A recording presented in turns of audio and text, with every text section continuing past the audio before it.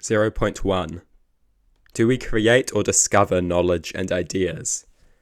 Is philosophizing an act of construction or discovery? Is the difference between these things of any substance? 0.2. Accept that one is flawed, but do not accept one's flaws. 0.3. Hell is the purest, most refined embodiment of retributive desire. Hell is the fantasy of the sadist. 0.4. God said, "Let there be light," and then there was light. God said, "Let there be love," and then there was love. God said, "Let there be depravity," and then there was depravity. The only force which competes with our love of humanity is our love of inhumanity. 0.5. If anyone deserves to face merciless mockery, it is the enemy within, the internal irrationalities.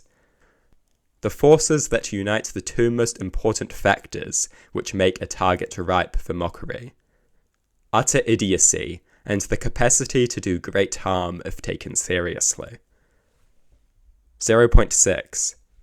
The concepts of heaven and hell are indicative of a dangerous fixation on artificial rationality.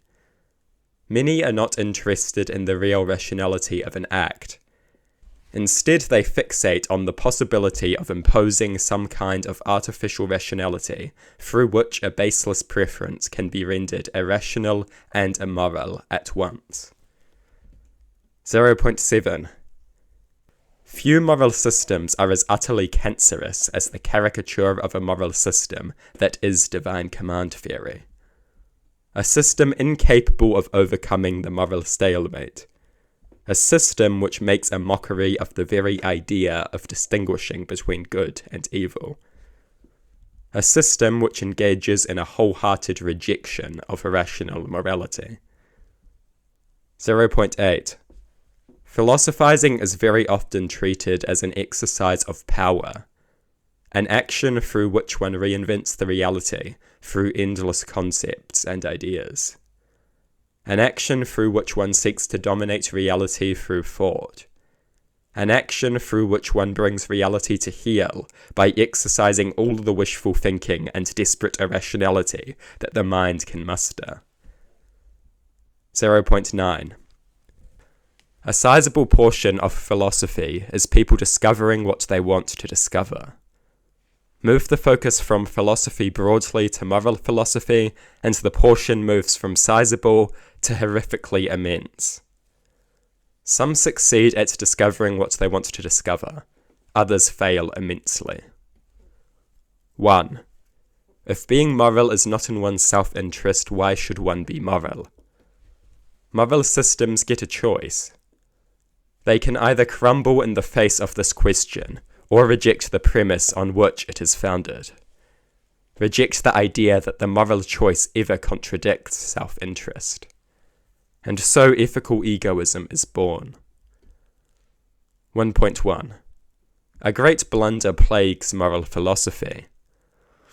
A blunder that ensures the philosophic annihilation of many a moral claim and many a moral system. Moral philosophers and makers of moral claims in general have a tendency to tell us how we should act while forgetting the immensely important task of explaining why we should act in that way. Such a blunder amounts to philosophical suicide. 1.2. A great misconception plagues common moral thought, namely the idea that morality and self-interest exist in a state of conflict. This misconception implies that the rational choice is immorality. Has a more dangerous misconception ever existed? 1.3. Will to truth, will to power, will to live, will to joy. Let us not forget the will to conflict.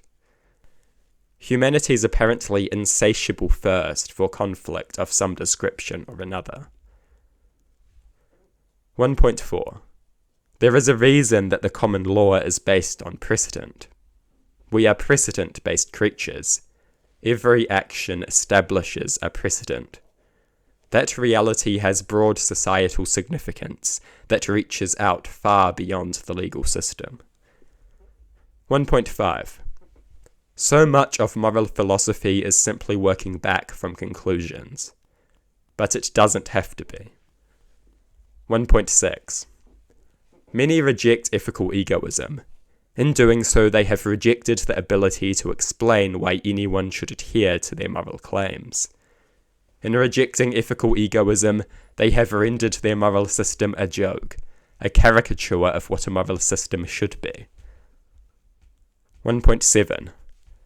The followers of other moral systems will sneer at ethical egoism. Such sneerings mean little to the ethical egoist. How seriously can one take sneering that one righteously looks down at? 1.8. Education and reputation do not make one immune to being wrong. A lack of these things does not make one immune to being right. Very strong correlations and generalities exist. But with regards to a great many matters, there are no absolutes. One would be wise to remember that. 1.9. Each and every philosophical idea should be subject to merciless questioning and ruthless consideration. Ideas that can survive such things need not fear them.